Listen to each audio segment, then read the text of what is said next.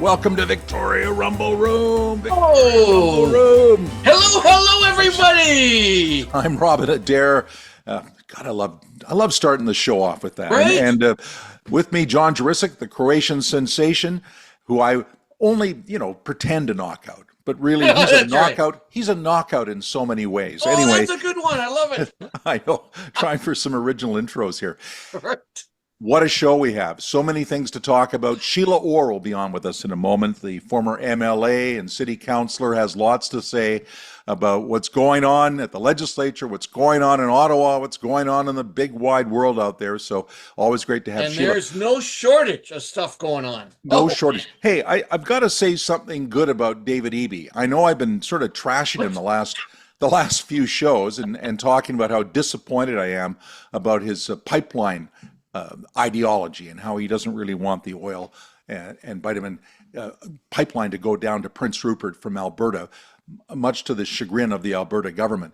Well, he is talking about a major power line that's going to go across the province. It's going to be a massive undertaking. It's intended for the liquefied natural gas industry, to help with mining, to help with other industries. We need more electricity. We definitely need more power, and so it's the right move. So, okay, David Eby, you're making the right move there. Take a second look at how much money this province could earn with not just LNG, but also with oil and gas. It's very important. And we've got all of these BCGEU workers out on strike. We're going to have more strikes coming up in the public service. I don't resent those people wanting to be well paid. People need to be well paid. It's so expensive to live. Homes are expensive. Food is expensive. So how do we pay that?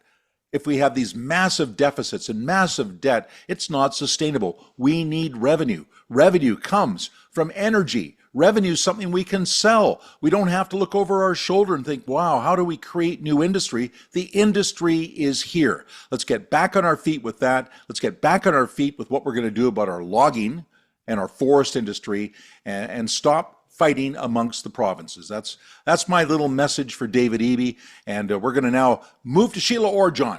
Attaboy. I'm going to vote for you, Robin. Jeez. Here's the thing about Eby. Okay, let's just keep the shrillness down a bit, okay? Let's just have sort of a normal reaction to stuff. I don't want to hear reactions to comments or proposals or strategies as though I was in grade 10 in junior high school. Let's just settle down. If somebody throws a bunch of crap at you, fine. That's how politics works. Let's just be a little bit more professional is what I would truly appreciate. Okay, with those sagely words. Yes, well stated, John. Well stated. Like, and I'm so professional all the time, nice right? To David Eby. This is something we don't do on the Rumble Room all the time. So I hope David Eby's watching and enjoying. Exactly. Anyway. Now we are going to bring, without any further ado, Sheila Orr, the former MLA for Victoria Hillside, back in the glory days of the BC Liberals, who are no longer with us. And before that, she was a councillor in Saanich, so a long-term politician and somebody who knows where a lot of the people in this political world come from and where they're going and where they maybe need to go. Let's zoom in, Sheila Orr. And presto! Here is Sheila Orr with us now in the Rumble Room. Sheila, great to have you back. It's good to be back. Right? It's been a while. I always enjoyed your company. Well, you always have such great things for us to chat about. And we have now a fifth member of the BC Conservatives walking out of John Rustad's caucus, and it seems to disseminate. All women. And they're all unhappy, and he says she has mental illness problems. That was his response as she walked out the door. Emily Bothby, I believe her name is, and she's from Penticton, Summerlin, and she is demanding a look at the leadership, and she'd like a leadership convention. And there are other people that aren't directly tied to the party who think that might not be a bad idea. What do you think, Sheila? Well, I think, where do you start? I mean, first of all, I think once a leader loses the confidence of the caucus and the members of the party, you kind of hooped.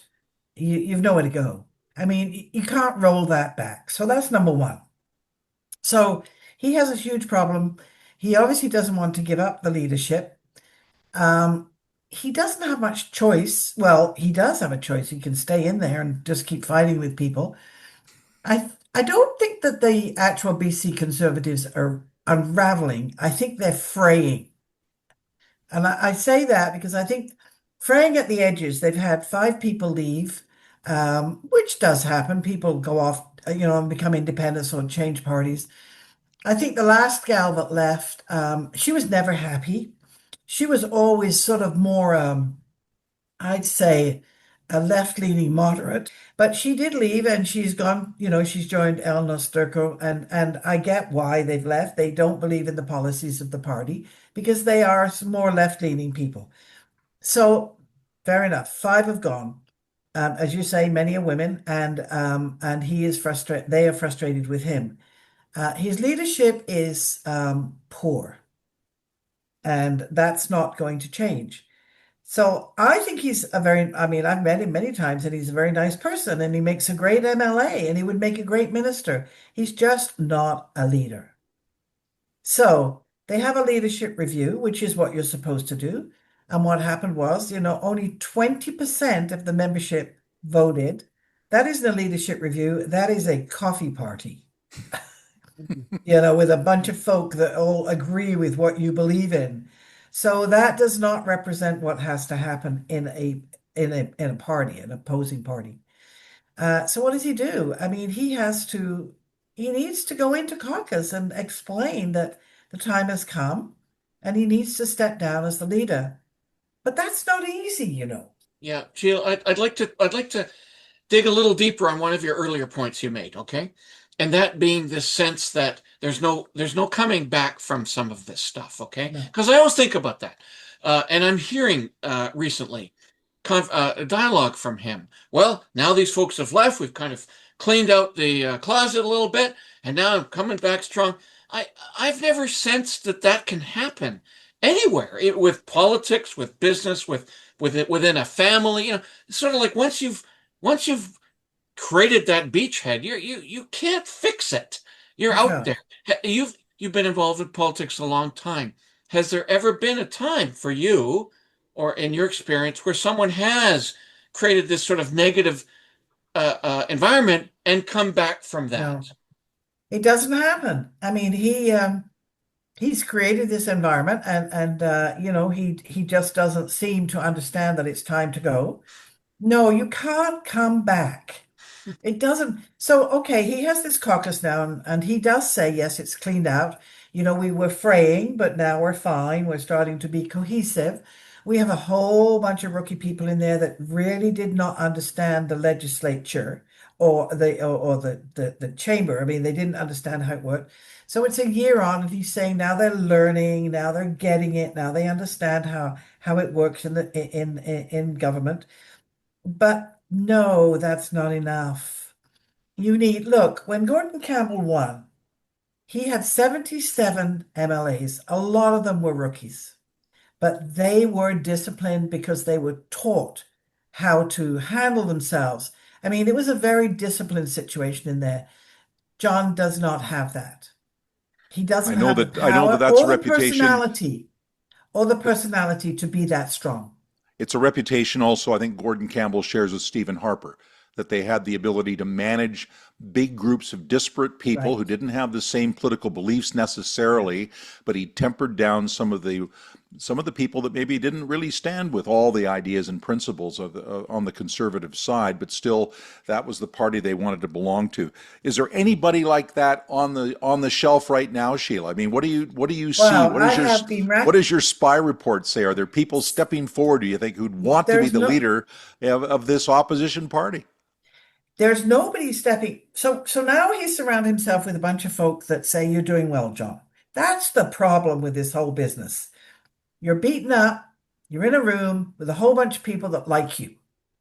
So nobody's stepping up because they're all sort of surrounding him, which is not good for the province, frankly. I mean, it's just a room of a whole bunch of people all sort of saying you're doing a good job. So that's pretty useless. So who's stepping forward within the caucus? I don't see anybody right now. So we have to look externally. who are you going to find externally that's going to really have a profound impact on that party to the voters? I mean, that's the bottom line is you got to have somebody come out and they go, wow. I mean, when Christy Clark came online and then she, ran and won, she was already known. She had that personality. She connected to people. Everyone knew who she was. There were very few people who have that. So I was thinking about it and I was thinking what you said. We talked about this yesterday. So Ellis Ross would be terrific. And Yes. I did leave a message for Ellis and I said, could you quit Parliament, please, and come back? He would be great. Is he going to do that? No. Why would he? He's always been very successful at what he does as a chief and as a leader of his nation. But the other person that came to mind was Brenda Locke. So Brenda Locke is now the mayor of Surrey. She's popular. She's a woman. She's strong. She's tough. And Does she have aspirations for provincial life? Brenda will have aspirations. Yeah, Ah, she loves the game. She loves the business. She's well liked. She's very popular, and she could get people together. I mean, look, Surrey is not an easy municipality to manage. I mean, look at what she has to deal with. She's done a good job. So, okay, so that's Brenda. But who else? I mean, How about Mike DeYoung? seriously. Well, Mike DeYoung would be one thing about Mike DeYoung is he really understands what government's supposed to do.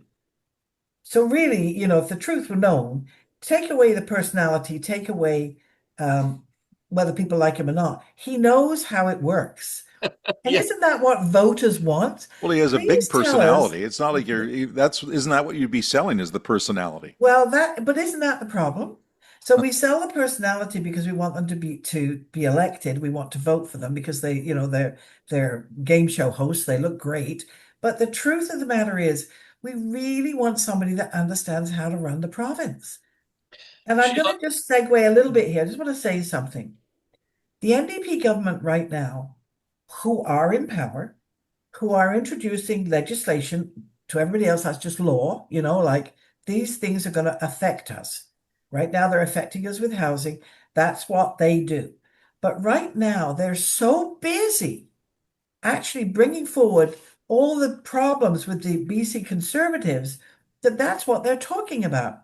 They're actually talking about the sort of division within the BC Conservatives instead of getting on with their freaking job, which is to run the province. which We they're doing a don't care bad about job that of. infighting. And that is what's happening right now. So jump back to Mike DeYoung, who knows how to do the job. And isn't that, as voters, what we want?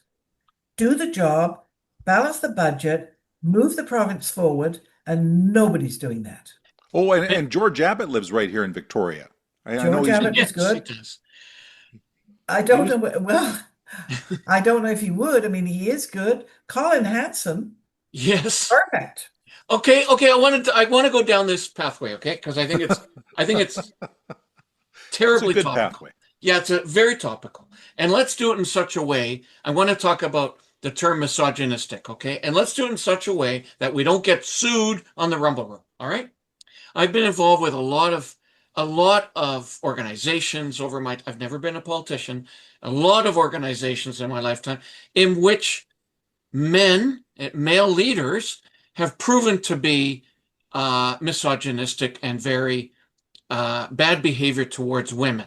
All right, and as we indicated later, once you're labeled that, you don't come back from that. No. It's number one, and number two, you almost always are that person.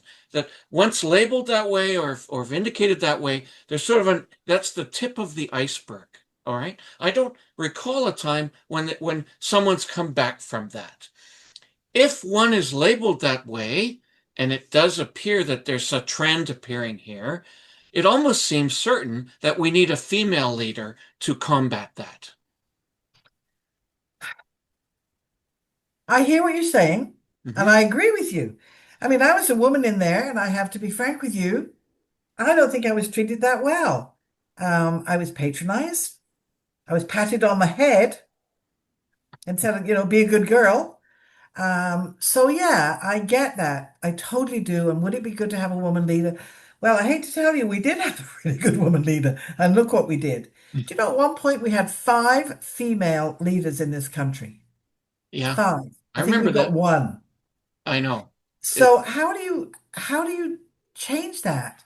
I mean, people are trying, women are trying, everyone's trying to balance things out. We still have the old boy network in there, whether we like do to talk we about. We really? do. Absolutely. Absolutely. They all sit around. I mean, we do have the old boy network. We pretend there isn't one. Yes, there is. You Oh, know, that's sad. That's so it that's is. why we don't have female leader. Well, and also I think I think women look at it and say, why would I put up with that?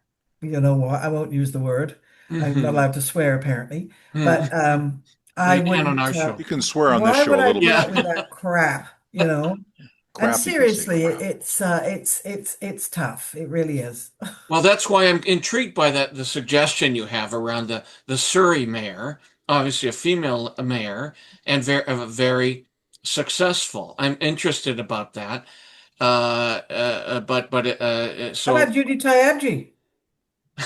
Well, we'll have to ask her. We'll be talking to her again in a couple of weeks. Maybe it's time to her to dust off her resume. I mean, Well, to she's got a me, good to me, resume. I mean, I have nothing against Brenda Locke, but and Judy, she has a track record. Everybody has a track record once they've been in politics for a Everybody while. has a track record. I Yeah, mean, Christy would be perfect, but she's not coming back. no, no. she There's probably no has way. federal aspirations, Sheila. I would think Sorry? so. Does she Does she still have still have federal federal aspirations? aspirations? She has aspirations to continue what she's doing. She's now waving the flag of LNG, which is what she should do because she Yes. started it. Well, that's I pretty mean, as much smart. as the NDP are jumping up and down saying, look at us, aren't we clever? We approve NDP. Hello? No, you Yeah. didn't. You were totally opposed to it. And Well, now you, I'd like to talk more about the NDP, but I think we've given yep, them enough time here on the show at this point. I'd like to shift over now to Ottawa, if we could, for a minute or two, Fifty. to your pal Mark Carney, and some of the things that he's doing. He's made a lot of very bold promises of changing the whole dialogue with the United States and diversifying our economy and reaching out for new markets and all these plans for major projects. What do you think's real and what do you think is still just being talked about but hasn't happened? first of all, what is real? So let's talk about that first. I'm a hardcore liberal. I don't necessarily support the leaders. I don't have to, but I'm a party person, not a person. Because It's you love a about party, right, Sheila? it's about the party. It's always about the party and the policies of the party. Plus, we all like a party. Yeah. Um, I think that what Carney has done, he has renewed a positive light on Canada. I mean, he is a person who is a statesman. He's made us stop. We were looking a bit foolish there for a while. People were poking fun at us because of our leader, Justin Trudeau, which is, of course, he's back in the news again with his frolicking around. But anyway, that's beside the point. I think that Carney has given us credibility. He's gone out there with world leaders and they listen to him because he has a really good CV. I mean, he's highly qualified. He's very educated. He's very bright. We all So know he's out those there, things, Sheila, but if he doesn't but deliver, exactly. if his delivery doesn't come through over the Yeah. next year, I'm it hearing what doesn't you're matter how saying. good his CV is, does it? Yeah. But it does matter that it's very important that he's out there on a world stage. That is important. And it is important that people will listen to him and will negotiate with him to help our country, move forward. Will he come through with all those promises? I think they're a little rich. I'm a bit worried because, I don't know where he's going to get the money from. He does have a bit of a reputation for being a bit of a spender. I mean, when he was the head of the Bank of Britain of England, they weren't very happy with what he was doing over there. But okay, he's doing a good job in leadership and making us look good. Is he going to be able to make all those promises? Well, sure, yeah, yeah. Just keep taxing us because that's what happens. But what about Donald Trump? Because I mean, he came Well, on, he was elbows up. I know I'm the guy who can deal with Donald Trump, and Donald keeps saying what a great guy Carney is, Where and has even that calls got him us? prime minister. And yet I'm hearing a lot of rumbling, Sheila, that the Mhm. North American Free Trade Agreement could be out the door, that CUSMA is not going to be renegotiated. The Yeah, Americans no. really want it out. They just want to go to tariffs, and that this whole economy of ours could be under huge assault in a year's time. So Carney goes to see Trump. Trump's a con artist. Carney is not used to dealing with with con artists that are world leaders. And Trump's just got him jumping up and down like a puppet. And sure, they chat and we smile and we shake each other's hands and we nod and we all like each other. But where's it got us? Nowhere. No, nothing's changed. So There's the do odd, you think the North American Free Trade oh, I Agreement's think going to it's get? gone. Yeah, I think Trump will get rid of it. I Mhm. think, I don't, he's not our friend. I mean, he should be our friend. He should be our best friend, but he's not, and he's making it worse. And doesn't that put even more pressure on people like our premier, David Eby, to say yes to the oil pipeline to Prince Rupert for new markets in Asia? We need to get our big industries going because we We need do. new markets because we're about to get dumped by the United States in many ways and Absolutely. put us in peril. Don't you think that this is the time for David Eby to step up? Absolutely. I think, we are a country divided by provinces. We shouldn't be divided. We should be one country with no barriers between any of the provinces. If we did that, we would be so powerful. We are Yeah, powerful, but yeah. we would be a world power if we did that. And Eby, he's parochial. He doesn't get it. I don't think he really gets the big picture, or maybe he doesn't get just the long game. Hmm. I think that's an interesting comment that I just made. A lot of these premiers don't get the long game. All they get is the next election. Sheila, Like I talking got about a the next election, I would like to focus on the other guy, Pierre Poilievre. A year ago-ish, he was about 20 to 25 points ahead in the polling. Of course, Trudeau was the prime minister. I get that. Then there was a shift. In my opinion, they mismanaged the campaign. They could have won this election campaign. It came within a couple of seats, frankly, and so or more, but nonetheless. And so here we are with Carney out there causing some frustration amongst liberals like myself. I voted for him. Consternation around how he might be mismanaging the relationship with Trudeau. With Trump. There is fodder here for the opposition leader to make some inroads. And what is he doing? He's talking about attacking Trudeau. He's attacking, wanting to put him in jail. Why don't we go back to Ignatieff, for gosh sakes? Like, Mhm. what is wrong with this guy? Well, I think it's like all things. Like I said about the NDP. Again, Rob, I'm not going to go into it, but the fact that they spend more time, these opposition parties spend more time fighting the government on issues internally instead of dealing with issues that affect us as a country and as a province and as a voter. Right? But again, they don't get the long game. They don't get the long game. That's the whole problem with politics, is that nobody's in there thinking about, 50 years down the road. They're thinking about 4 years down the road. And that's why the whole thing has fallen apart. I mean, let's be honest today. Politics is really not good. We don't feel we've got good leadership. We don't feel that they're taking care of us because, after all, that's what they're supposed to do, take care of the voters. So Polyev, I mean, let's be honest, he lost because of Trump. I mean, Well, he didn't that was speak the out federal strongly Liberals' biggest. against Trump during the election. Exactly. It He was didn't the want to big hurt his base.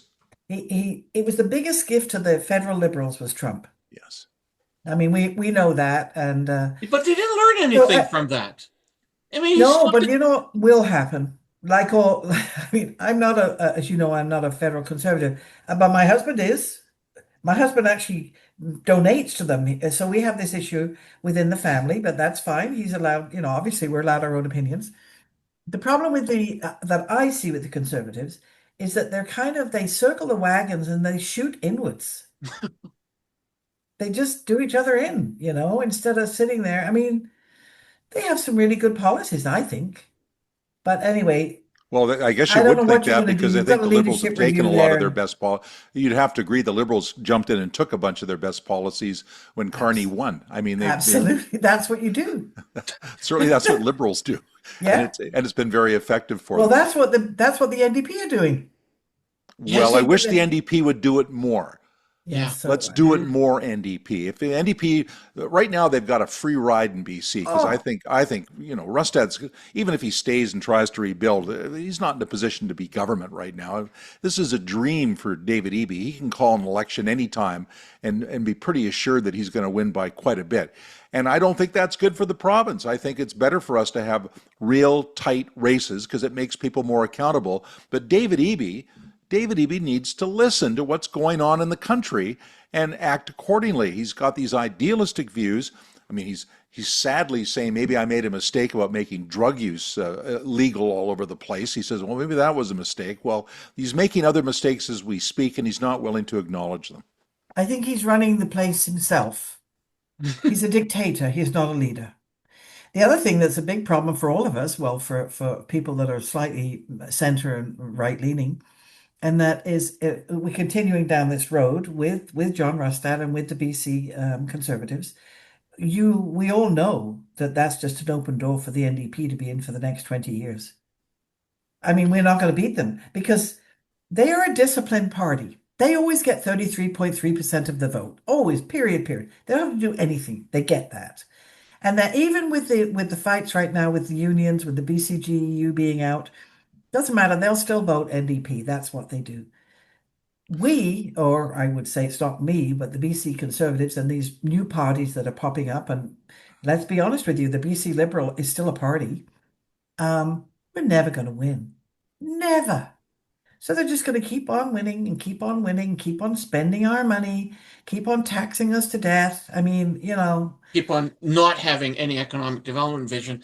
it, Sheila, I want to build upon a thread that I've asked every speaker for the last couple of months because I think it's a fascinating for the future. Where does our youth vote lie? Is it actually a hidden Green vote? Is it actually a No, hidden it's gone NDP conservative, vote? John. Statistically, it's gone Yeah, well, I'd conservative. love to hear what Sheila Yeah. says about that because you hang out with a lot of young folk. I understand, and I know that you do. it's very interesting. I'm going to tell you something. My nephew, Sean Orr, is now the new COPE member of the Vancouver Council. He's now a councillor. My nephew is very, very left-leaning. He is radically left-leaning. And he is doing incredibly well with the youth. He has got a base that he's working on, and it is growing and growing. And I look and I think, wow. I mean, bless his heart, he is my nephew, but we're on polar, in the opposites when it comes to politics. But he knows what he's doing. So that's that part of the youth, right? That's um, the kids that are out there fighting for the environment and fighting for Yeah, all sorts of my stuff. daughter is in that class. Yeah, okay. Yeah, yeah. So that's him. Hmm. That is NDP. That is so the next batch are the other ones, which is Robin, you're right. Hmm. Hardcore conservatives, kids that are Really? doing well, kids that have been, successful. We're seeing them in town here, all over. These 40 to 55-year-olds that are doing really, really well. They're going exactly the opposite way. So But we're Sheila, not I'm not going. talking about them. I'm talking about younger people that are showing up in droves to conservative rallies, both That's provincially true. and federally. Especially young men. Young men in their 20s and 30s are having a tough time. They can't afford a house. They're frustrated by the way things are going. They don't feel they're getting answers, and they're attracted to the conservative message. And that's who I'm thinking about it. Well, It doesn't mean there isn't still a green movement or a left movement amongst young people, but I do think things have shifted. I think there is a fairly strong green movement actually. But Robin, you're right. What's happening is now with the youth, and you're talking about the younger ones, and I'm talking about the people in the 30s, 40s, 50s. We are now getting a very definitive left and right. We don't have that middle of the road with the youth. It's one or the other. It used to be before that, we were all managing through the middle. We sort of liked liberal policies. We liked all. It's not like that anymore. You're either conservative. It's kind of like Britain. You're either conservative or you're Labour. and there's just no middle. And I think that's what's happening now. I think we're being split really definitively one way or the other. Which And you're group right is about, more politically effective in your sorry? opinion? Which group is more politically effective in your opinion? Well, this is interesting. I think the group that Robin's talking about will be less effective because they won't get out there and campaign and raise money, although they should. Whereas the radical ones, they get out there. They do those horrible protests we all hate. They do all the stuff that irritates us, but they're strong and they're loud and they're there. Whereas the others aren't. And that's the problem. I mean, let's be honest. What's holding us up? Protests. Who's protesting? Not the ones that we're talking about, the left, the right leaning population. It's But the I left do think the leaning. right-leaning population sit back and watch this in despair. Exactly. Anyway, Sheila, we're gonna wrap this. We're wrapping this rumble room. We could just rumble on and on and on. There's a trillion topics, and we so love having you on the show. We'll have you back again soon. And I know that people always love to hear from a veteran. And Sheila, no matter what, you'll always have a place on this show because we just love people with strong opinions. Well, it was nice seeing you both, and we will talk soon. All right, Absolutely. rumble on, and Come we'll along. see everybody on our next program.